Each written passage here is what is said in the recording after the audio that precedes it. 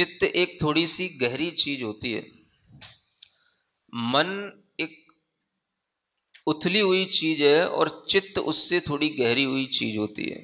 अक्सर लोग मन को और चित्त को एक मान करके चलते हैं, लेकिन थोड़ा सा अंतर हमें समझ में आता है जब हम गहराई से सोचते हैं। मन एक बाहरी चीज है जो बाहरी वस्तु से बहुत जल्दी प्रभावित हो जाता है, और मन के द्वारा जो भी जानकारियां मिलती हैं, जो भी हमें ज्ञान मिलता है, वो हमारे अंदर अगर रुचि होती है तो मन उसे अंदर पहुंचा देता है, जिसका नाम होता है चित्त। यानी मन के द्वारा बाहरी जानकारियां लेकर के हमारी वो सारी की सारी जानकारियां, सारा का सारा ज्ञान, या यूं कहें कोई भी बाहरी वृत्तियों से हमारे अंदर जो संस्कार उत्पन्न होता है, वो सारा का सारा संस्कार उस चित्त पर चला जाता है। इसे विज्ञान की भाषा में एक कॉन्शस माइंड और एक सब कॉन्शस माइंड के रूप में कहा जाता है।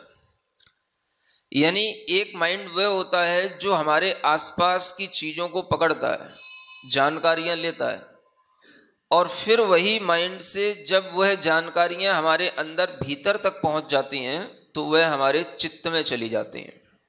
तो उसे हम कहते हैं सब कॉन्शस माइंड तक वो चीज़ें चली गई, माने वो चीज़ें हमारे संस्कार में आ गई। अब वो चीज़ें हमारे लिए फिर से वैसे ही प्रकट होंगी जैसा हमने अपने अंदर उन्हें धारण कर लिया। तो चित्त जो है थोड़ी मन से गहरी चीज है।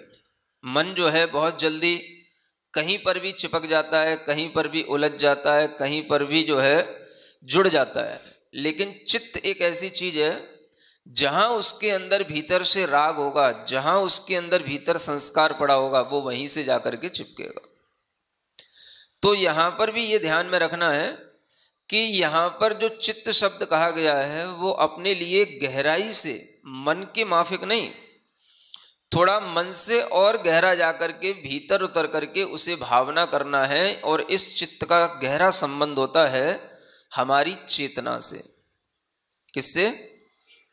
मतलब हमारी चेतना के अति निकट कोई ज्ञान की परिणति होती है तो वो चित्त होती है, फिर उससे भी और बाहर की परिणति वह मन होती है। तो आचार्य कहते हैं कि चित्त में चिंतन करना है। कभी कभी हम मन से सुन लेते हैं, जान लेते हैं और मन के ही द्वारा भूल जाते हैं, तो वो चिंतन नहीं कहलाता है, वो भावना नहीं कहलाती। तो थोड़ा सा गहरा चल के चिंतन करना है। कोई भी सामग्री, जैसे आपके यहाँ पर सॉफ्टवेयर होते हैं, हार्डवेयर होते हैं, है ना, कोई भी सामग्री कंप्यूटर में फीड की जाती है तो पहले तो उसे बाहरी रूप से कैच कर लिया जाता है और फिर उसकी फीडिंग कर दी जाती है। समझ आ रहा है? जब वो फीडिंग हो गई तो वो कहाँ चला गया मैटर? सॉफ्टवेयर के अंदर चला गया वो, है ना। अब वो जो चीज है वो अब जब आप उसको सर्व करोगे, जब आप उसको चाहोगे, तो वो उसमें से निकल के आ जाएगी। बाकी की जो चीजें थी वो सब जो आपने कैच की, वो केवल उतनी कैच होने में आई जो आपने अपने कैमरे से कैच की या उस सर्वर से कैच की, और कैच करने के बाद में उसे भीतर फीड कर दिया। जो फीडिंग हो गई उसका नाम है चित्त में फीडिंग हो जाना। समझ आ रहा है?